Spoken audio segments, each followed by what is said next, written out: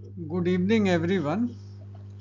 एक short notice पे ये वीडियो बनाना पड़ रहा है क्योंकि आज कुछ अहम फैसले मॉनेटरी पॉलिसी कमेटी ने लिए हैं, जिसकी मीटिंग जून 4, 5, 6 को हुई और आज कॉन्क्लूड हुई। और कॉन्क्लूजन के टाइम पे जो फैसले लिए वो कुछ अहम फैसले थे, क्योंकि उन फैसलों को डिस्कस करने के पहले अमीर खुसरो का जरा सा वो शेर याद कीजिए कि बहुत कठिन है डगर पनघट की, बहुत कठिन है डगर पनघट की, कैसे भर लाऊं मैं मधुआ से मटकी। मटकी भरी जरूर, मगर भरते भरते ये स्पष्ट कर दिया मॉनेटरी पॉलिसी कमेटी के मेंबर्स ने कि अब एकोमोडेटिव स्टांस और मेंटेन नहीं कर सकते। अब स्टांस उन्होंने बदल दिया, अब स्टांस न्यूट्रल रहेगा, यानी जैसी परिस्थिति होगी आगे वैसा ही होगा। तो कठिन डगर थी उनके सामने, और कठिन क्यों थी और वो जरा सा हमने यहाँ पे स्पष्ट किया है अगली स्लाइड में। इसको जरा सा देख लें, थोड़ा डेटा है इसमें, क्योंकि बगैर डेटा के इकोनॉमिक्स आगे बढ़ती नहीं है। ये सिंपल डाटा, कोई ज़्यादा बड़ी चीज़ इसमें नहीं है, अगर आप थोड़ा सा भी ध्यान देंगे तो आपकी समझ में आ जाएगा। जो दूसरा कॉलम है वो क्रेडिट डिपॉजिट रेशियो का है, जो बहुत हाई है, लगभग ये मान के चलिए कि 70 से 80% के बीच है, और 23-24 में ये लगभग 80% है क्रेडिट डिपॉजिट रेशियो, यानी कि जो लोन दिए हैं against aggregate deposits, total deposit. बगल में उसके है इन्वेस्टमेंट डिपॉजिट रेशियो, जो बैंक गवर्नमेंट सिक्योरिटीज़ में और दूसरी सिक्योरिटीज़ में इन्वेस्ट करते हैं, वो लगभग कांस्टेंट है 28-29% के आसपास, लगभग 29% है 23-24 में।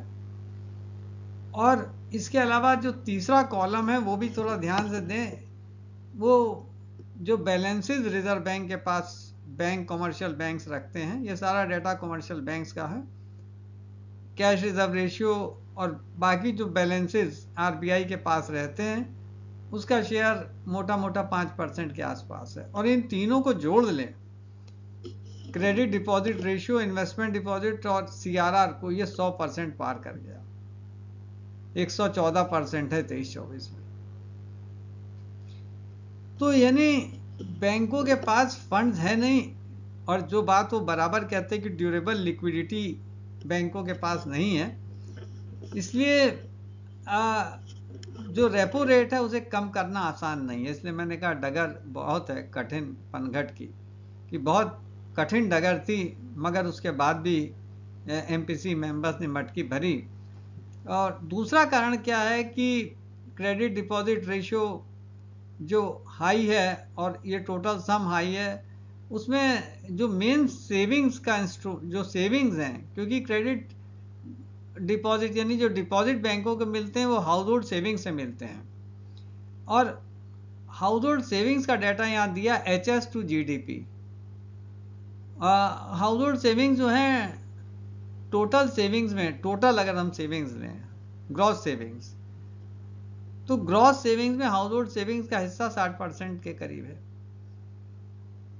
और यहाँ पे जो रेशियो लिया हाउस होल्ड सेविंग्स का HS टू GDP, वो काफ़ी कम है, और 11-12 में लगभग 23.6% था, जो कम होकर 18.5% रह गया 23-24।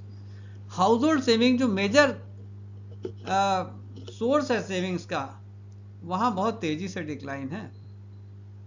और उसके बगल में ज़रा सा देखेगा जो HA लिखा हुआ है, HA मतलब household advances to household deposit, यानी जो उनके डिपॉजिट है उसके अगेंस्ट में जो एडवांसेस हैं वो 11-12 में 54% से अब बढ़ के 130% हो गए हैं, यानी डिपॉजिट से अधिक कहीं उन्होंने लोन ले रखा, हाउस होल्ड बहुत अधिक लोन ले रखा है, और इसीलिए क्रेडिट डिपॉजिट रेशियो बहुत हाई है, और बैंकों के पास सरप्लस फंड्स की बेहद कमी है, बेहद कमी है। लेकिन एक अच्छाई है कि कंजम्पशन एक्सपेंडिचर, एक कॉलम CE है, वो लगभग 60% के आसपास है, और वो अच्छा है, ठीक ठाक है। और गवर्नमेंट एक्सपेंडिचर को भी अगर जोड़ दें इसमें, ये केवल प्राइवेट फाइनल कंजम्पशन एक्सपेंडिचर है, तो 70% के आसपास हो जाएगा। तो शायद कंजम्पशन एक्सपेंडिचर की वजह से मोटिवेट हुए हैं ये एमपीसी मेंबर्स कि वो चाहते हैं इन्वेस्टमेंट बढ़े, लेकिन it's a very difficult time for the MPC to take such decision. क्या निर्णय लिए हैं वो जरा सा देख लें। मैंने आपको स्थिति बता दी, बैकग्राउंड बता दिया है कि बैंकों के पास ड्यूरेबल सरप्लस लिक्विडिटी की कमी है, और वो स्पष्ट यहाँ दिखाई दे रहा है क्योंकि ये जो 3 चीज़ों का सम है, क्रेडिट डिपॉजिट, इन्वेस्टमेंट डिपॉजिट और जो बैलेंसेज विद आरबीआई है, ये 100% पार कर गया है। और इसके मूल में हाउस होल्ड सेविंग जो लगभग 60% ग्रॉस सेविंग में जिसका हिस्सा, वो as a ratio of GDP कम होकर 23 से 18% करीब रह गया है।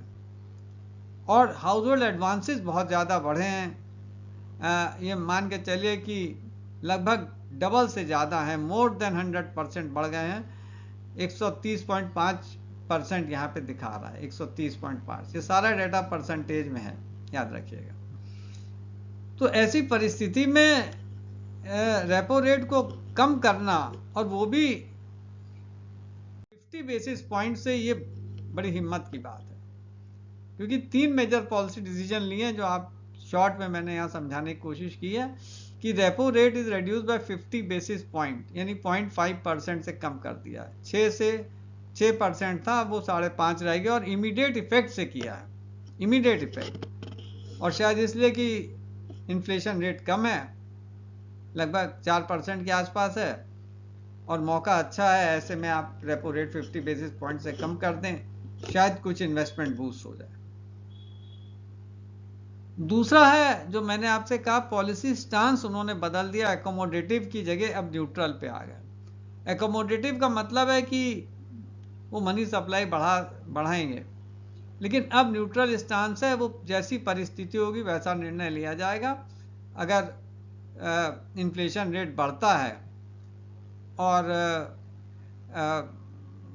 ऐसी परिस्थिति में हो सकता है कि फिर उनको, और या ड्यूरेबल लिक्विडिटी मेंटेन करने में दिक्कत आती है, तो फिर वो रेपो रेट को बढ़ा भी सकते हैं।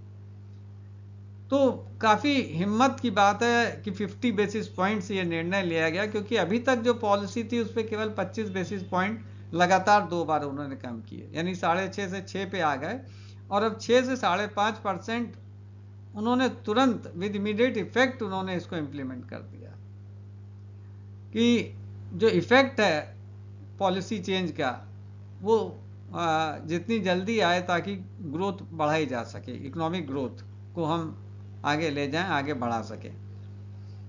और तीसरा मेन पॉइंट है CRR to be reduce by 100 basis point, यानी इतना उन्होंने ध्यान रखा है कि कहीं सरप्लस एडिक्वेट लिक्विडिटी बैंकों के पास ना रहे, तो उन्होंने सीआरआर को 1% से कम करने की बात कही है, 100 बेसिस पॉइंट से, यानी 4 से 3% वो कर देंगे इन 4 इक्वल ट्रांचेज, यानी बराबर भागों में बांटा हुआ है वो, लेकिन वो सितंबर से कम करेंगे, क्योंकि इनका ये मानना है कि जो मॉनेटरी ट्रांसमिशन मैकेनिज्म है उसका लैग्ड इम्पैक्ट होता है, यानी जो आज निर्णय लिया उसका कुछ महीनों बाद असर होगा। इसलिए उन्होंने इस बात को ध्यान में रखा है कि लिक्विडिटी बैंकों के पास एडिक्वेट बनी रहे, तो सीआरआर को 1% से कम करने की बात कही है। सितंबर 6 में 25 बेसिस पॉइंट यानी 0.25, फिर अक्टूबर 4 पे 0.25, नवंबर 1 पे 0.25 और नवंबर 29 में 0.25,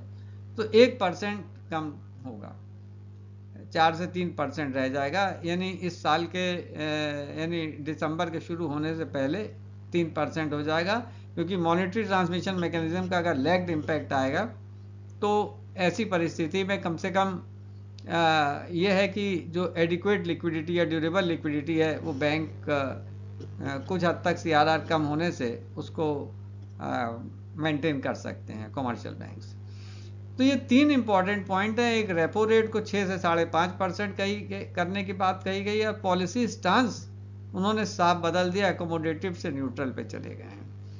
एकोमोडेटिव का मतलब है कि वो मनी सप्लाई को बढ़ाएंगे, लेकिन अब ऐसी बात नहीं है, न्यूट्रल पे गए हैं, यानी जैसी परिस्थिति होगी वैसा निर्णय लिया जाएगा। और तीसरा पॉइंट है कि सीआरआर को साथ में कम किया जाएगा, लेकिन वो सितंबर से है, क्योंकि मैंने आपको बताया कि मॉनेटरी पॉलिसी ट्रांसमिशन जो इम्पैक्ट है वो लैग्ड इम्पैक्ट है, वो यानी जो इफेक्ट है पॉलिसी चेंजेस का वो तुरंत नहीं होता है, it takes few months to increase investment या to motivate investors to raise investment. तो ये 3 इंपॉर्टेंट पॉइंट्स हैं जिसको ध्यान में रखना, और शॉर्ट नोटिस पे ये वीडियो बनाया, मैं इससे ज़्यादा इसमें नहीं बोलूँगा। लेकिन हर जो विद्यार्थी है पढ़ने वाला वो ये 3 पॉइंट्स को जान ले, क्योंकि पॉलिसी एमपीसी कैसे निर्णय लेती है और कठिन परिस्थितियों में खासकर कैसे निर्णय लेती है, उस बात को यहाँ स्पष्ट करने की कोशिश की है। Thanks and good wishes. अपना फीडबैक दीजिएगा।